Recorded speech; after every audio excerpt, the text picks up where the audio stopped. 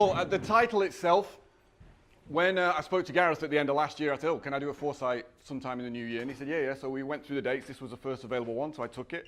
I gave him a title. We just made something up on the spot, which was kind of a humorous thing. And then I changed it. I sent him a message on social media, funnily enough, to change it. And then hence we got the title we've got. So having said that, that's all I've got, a title. In terms of preparation for this actual presentation, none whatsoever, zilch, zero, nada, nothing. But that's how I like to do it. Because I think if I try and plan something, then it ends up being the one thing it's not supposed to be, which is a sales pitch. Because that's all I do, is plan sales pitches. So this is not a sales pitch. So if at any point you feel the urge to reach for your credit card, resist. What I do want to do, though, is always interesting, at the beginning of a new year, like I think Adrian alluded to it and a few of you have alluded to it, people set New Year's resolutions. New year, new hope. That's what it's really about. People feel that the old year obviously gone, the new year there's going to be a fresh, somehow it's a blank page again. You start all over, you wipe the previous year, so whatever you set for this year, it's going to happen because it's a brand new year. Now what typically happens then, of course, is you get through the year, so we're in that phase now where people are obviously looking at the big ones being, what's one of the big New Year's resolutions? Weight loss, massive one. So all the newspapers are carrying all the different diets from Atkins to grass-fed to starvation. Everything that's going is all on board now. Of course, that will last for typically, I think it's the 21st of January that people break all their resolutions. So we got about, what, 10 days of weight loss before you give it all up and go, fuck that, let's just carry on. And just put the weight on. Over Christmas, I managed to put on a couple of inches. And over last week, I managed to lose a little bit of that, so I'm heading back in the right direction, which is great. The other thing for me this year is I really want to focus on training for my fourth dan in karate. So that's going to be a big part of my year as well. And the other side of it is I want to build my company. So Unique Core Solutions came out of coming to 4N. I came to get out the house. What does 4N give me? Sanity, like Rick alluded to. The idea that, you know, being on your, if you put me in a room on my own, I guarantee you one thing. I will do nothing. And I will get very, very miserable because I need that interaction with people. So 4N keeps me sane. So you've possibly set some goals for this year. If you haven't, I would suggest that's your first thing you want to think about. And I'm keen on people setting stretch goals. So set something a little bit bigger than a couple of thousand a month, for example. Maybe set something as 5 figures a month. Maybe set a 6-figure a month target. I'm very focused in business in terms of monthly net revenue. So in terms of your profit before tax, basically. So I like to see people set a target in that regard. And I would suggest set something that really stretches you. Because one of the things that I know connects all of us is no matter how you label yourself, no matter what words you use to describe yourself, fundamentally everybody in this room, including myself, is an entrepreneur. And what I like about entrepreneurs is we are the producers in the world. The roads don't get built unless we build businesses. Charities don't get funded unless we're profitable. We are the people that drive the economy. And I think that's fantastic. And obviously anything I can do then to help anybody in that realm is where my passion lies and where my values lie. And the reason I'm telling this will become clear when we get into the advertising. Most people approach advertising completely wrong. They throw money at it. Actually, one of the big bugbears of advertising, especially on, well, any of the platforms, Facebook, YouTube, LinkedIn, doesn't really matter, is people will, when I do talk about advertising, or people who have done any, or have started doing some, their big thing is, well, I managed to get my click cost, my cost per click, down from $1 to 80 cents. That's good, isn't it? Yes, Paul. Wrong answer. But it's meaningless. But thanks for playing, Roger, of course. It's meaningless. What should you really be focused on? How many you get. How many what you get? Profit. Yeah. Profit, customers. So if it costs you $20 a customer, but the customer's worth $100 to you, how often do you want to keep putting $20 in the machine? This is the interactive part. As often as possible, you want to keep doing it. That's what advertisers should do. So in your, I remember when I first started out, I know I told some of you this story. When I first started out in business, the thing I thought I needed was an office. So I went down to Leicester Square and I secured a 12-month contract on an office in Leicester Square because I also thought that your address mattered as well. I thought that was a big part of being successful was where your office was actually located, how impressive it sounded. And me and my naivety thought that Leicester Square sounded very, very, very posh and very, very right. For somebody wanting to build a business, that's where I went. Ridiculous rent, by the way. Absolutely ridiculous. In terms of lean startup, anybody come across Steve Blank? Steve Blank and the whole lean startup campaign, or the whole lean startup movement, I should say. Big fan of that in terms of keep it lean in the beginning, keep it lean all the way through, so obviously maximize your profits, maximize your impact. Getting an office in Leicester Square is not lean. So don't do that. So that's my first tip for the year. Don't get an office in Leicester Square. But I did manage to pay the rent for about 8 months with my flexible friend. And at the end of that, having maxed out the credit card, I was suddenly in a position where I either needed to do something or I would be out of business. And pain, as I'm sure you know, Adrian, can be a very great motivator. So I want to show you how to maybe use a little bit of pain to get you to achieve some of your goals this year, and also use a lot of positivity in the sense of the pleasure side of things to sustain it.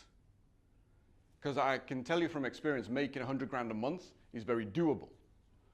Losing 100 grand a month is also more easily doable. So get there and keep it, because it's not how much you make, it's how much you keep. Yes, well done. You're on fire this morning. All right, so paid advertising. First of all, why do people not use paid advertising? I don't have to spell either.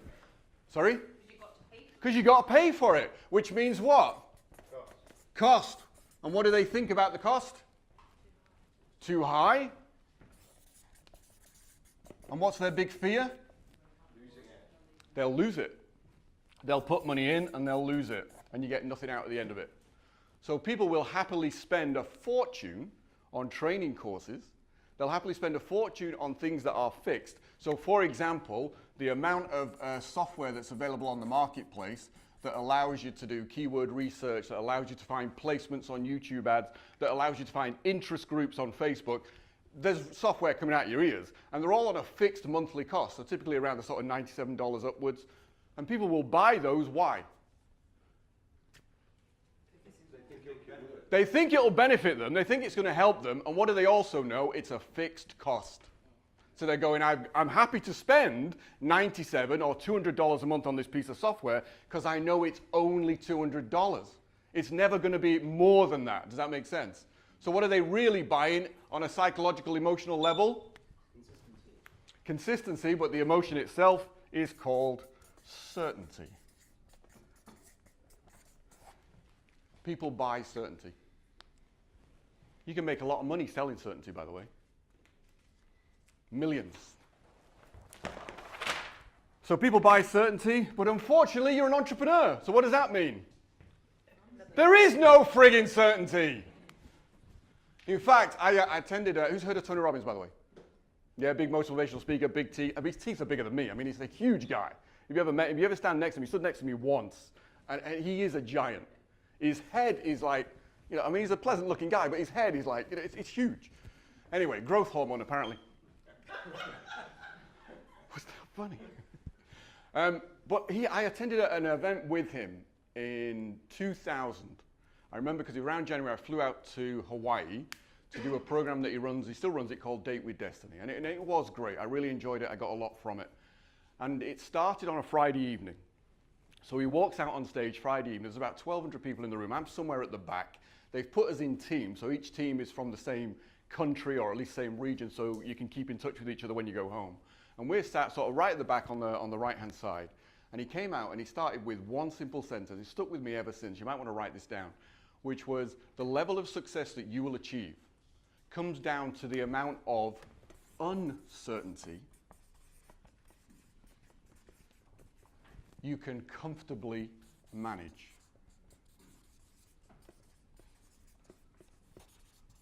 And I thought that was quite profound at the time. How much uncertainty can you comfortably? Because if you can't handle it comfortably, what happens? People get stressed, yeah. That's what stress is. Stress, fear, whatever you want to call it. But it's basically down to the fact they're not managing the uncertainty very well. So you've got to manage the uncertainty. So your whole entrepreneurial career is based around uncertainty. It's always uncertain. So let me give you some certainty around advertising.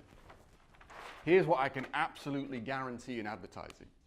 First of all, when you start spending money on advertising, you are going to spend money. That I can guarantee. I can also guarantee you are going to lose money. That sounds inspiring, doesn't it? Kick off January 2017, let's lose money. But I absolutely guarantee when you start spending money on advertising, you will lose money. Why? It's a learning curve. There's a learning curve in terms of the advertising, and more importantly, there's a learning curve in terms of finding your perfect customer, your ideal customer or your ideal client. And that's natural. So if you know in advance that's part of the game of advertising, then your level of certainty does what?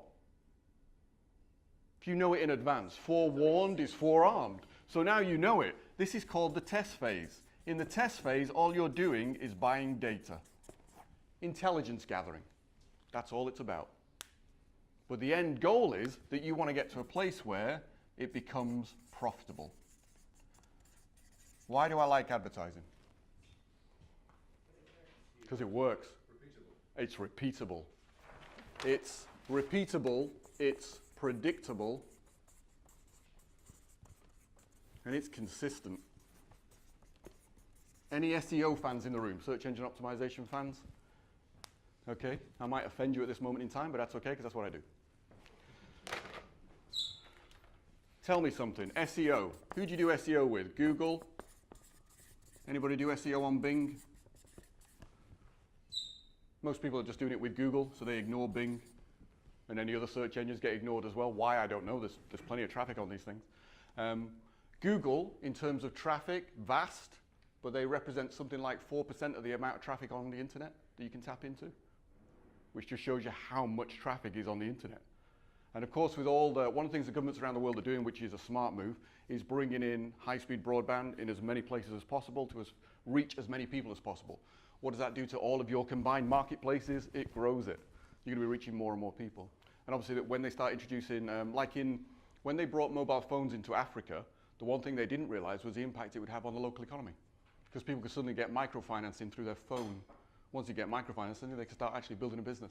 So it had a massive ripple impact. Anybody a fan of Peter Diamandis? Any Peter Diamandis fans? Write him down. Check him out. The guy is incredible. He's one of the reasons I became an entrepreneur. But have a look at what he's doing. He's absolutely fantastic.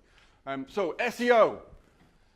Who sets the rules if your search engine optimization is based around Google? Who sets the rules for search engine optimization? Whose algorithm is it? Google's.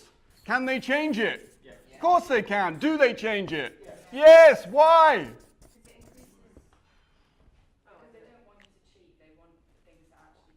Yep. Because their whole business is built around relevance. If you went on Google and searched for dog biscuits and got a whole bunch of sites that had nothing to do with dog biscuits but were trying to sell you car insurance, travel insurance, or a holiday, you'd soon stop using Google. So relevance is their big model. What would Google like the SEO industry to do? Fuck off and die, basically, in their words. That's their exact words. See it in their shareholders policy report every year. It says it always there in big letters. They would like it to just crawl in the corner and die. Now, tell me something. When will Google ever stop supplying and providing advertising space? Never. When will Facebook stop providing advertising? Never. You will always be able to buy advertising. That will never change. 15 years ago, I ran my first advert. I've got 5 minutes. Everyone got 3 days to go because we've got plenty to cover. Is this helpful, by the way? I know I'm kind of, yeah, good. Let's get some advertising stuff in then if we've only got 5 minutes. 3 years ago, I ran my first advert. It cost me £3,500. I ran it in the London Evening Standard. It was a half-page spread. It said, notes from a millionaire, blah, blah, blah, free event, free taster event. Come along. People signed up for it. 70 people turned up to an event in Victoria, a hotel around Victoria in London, and I delivered a 2.5-hour presentation. At the end of the 2.5-hour presentation, I did a call to action, which was buy my seminar at the time. I was running a 3-day seminar. Guess how many people bought? None. Not a single one. Now, how often can you keep spending £3,500 in advertising if you don't convert anybody? Not very many. What's the big lesson in this? Convert. Most people are afraid of advertising because they think they're going to lose money, and secondly because they have not thought about what they're going to do with the leads once they get them. But everybody thinks that the solution to all of their money problems is more traffic to their website. No, it's not. Your ability to convert is what will determine how much money you make. Does that make sense? Does that make sense? Say aye. Cool. All right, convert. Right, let's get into some mechanics of advertising. First of all, what's going to make your advertising work? Whoops, I'm running out of paper. What's going to make your advertising work? One, who's your client? Ideal client. At least have some idea of who it is. It won't be perfect in the beginning. Everything in business when you start out is uncertain. That means it's best guess. And then we're going to try and basically validate your guesses. So if you think your best, let's say you're selling a Forex product, how to trade the Forex markets. So something I've sold in the past, so I know all about it. So if we want to sell that and we say, okay, I think my best client is going to be female. I think my best client is going to be between 35 and 55 years of age. I think my best client is someone who's making at least £50,000 a year in salary. And I then go to test all of these elements. But if I'm not sure, what else do I want to do? Well, I also want to set up another group where I get to put my advert in front of males. I want to put them perhaps in front of white males. I want to put them in front of white males who are 50 plus. And at the same time, I might have another one that says, well, I want to put them in front of males. I want to put them in front of males who have an ethnic background. I want to put in front of males who are between 35 and 45, males who have got 2 children. This you can do on every single advertising platform on the internet. They all allow you to do this. The other great thing they do is they allow you to focus on interests. By the way, every product, regardless product or service, will have one demographic that buys it more often than any other demographic. Always. Your goal is to find that demographic. Please write that down because that will determine your profitability in advertising. We're allowed to make $3 million this year guaranteed. You can also target interest. By the way, when we did the Forex stuff, the biggest demographic, white males in their 50s. They bought more Forex training than any other demographic. That doesn't mean other people didn't turn up, of course they did, but they were the big ones. So where did we put most of our marketing money? At white males in their 50 plus. Didn't I, Bob? Well, we've got 2 minutes, 2 minutes. Okay, interests. What are your clients' interests? 3 areas of interest you want to be targeting. First of all, celebrities. Don't go with Oprah. Oprah's too wide. Narrow down. Who are some of the key celebrities in your niche that you want to focus on? So if you're in internet marketing, for example, you've got people like Frank Kern, Ryan Dice. They're all celebrities in that niche, and the people who are interested in them are more likely to be interested in your products if you're selling internet marketing type products. The other thing that's big is software. So for example, I'm interested in coaches, consultants, and professional advisors. So some of them will use certain pieces of software. Anybody got an email provider, like an email service that you use? If you use any kind of autoresponder service, so you got Aweber, you can target that. ActiveCampaign is another piece of software. You can target that. Infusionsoft, a lot of you have Infusionsoft. That's another one. You can target that. So think of what your clients are interested in, and that's how you can start to target them. Then you've got 3 phases in your advertising: test and verify, and then you scale. So always start with a test. This is what we're doing in the beginning. We're buying data. Once you start seeing it working, then you can start, then you're verifying it, and then you can start to scale it and make it bigger and bigger. The key part is all traffic has value. All traffic. I don't care who's visiting your site, it all has value. The key then is, can you convert it? And how you convert it comes down to, what do you offer them? So for example, you could offer a webinar. You could offer a report of some sort. I'm sure you've heard all this before. The key with this is, here's where you make it work long term. And the thing that nobody ever thinks about, or rarely thinks about, and this is my last 30 seconds, Wayne. Positioning. What's your positioning? So your positioning is, what do you stand for? What do you stand against? So for example, I stand for entrepreneurism. I stand for advertising, paid advertising. So I don't want clients who aren't willing to pay money on advertising because they're never going to grow. So there's no point me having a client who doesn't want to advertise because I don't want to have that battle. Does that make sense? Does that make sense? Yeah. What do you stand against? I stand against get rich quick. because it doesn't exist. So if I meet somebody who says, I want to be rich within the next week, it's like, great, go find somebody else because I'm not the person you need to be talking to. So what do you stand against? And those are your two big parts of your positioning. Then, just to tie this together in the last 10 seconds, all of your content that you put out, whether it's video, whether it's an article, should reflect your positioning. That's what it's for. And that's all it's for, in my humble opinion. So, a bit of a roundabout mishmash of ingredients thrown into a pot with no real connection amongst it, other than you can turn advertising into profit, and when you do it, it's consistent, it's dependable, and it will make you as wealthy as you wish to be, so you can give to all the charities you want to give, build as many roads, help as many children, and have a friggin' awesome life. Was that you?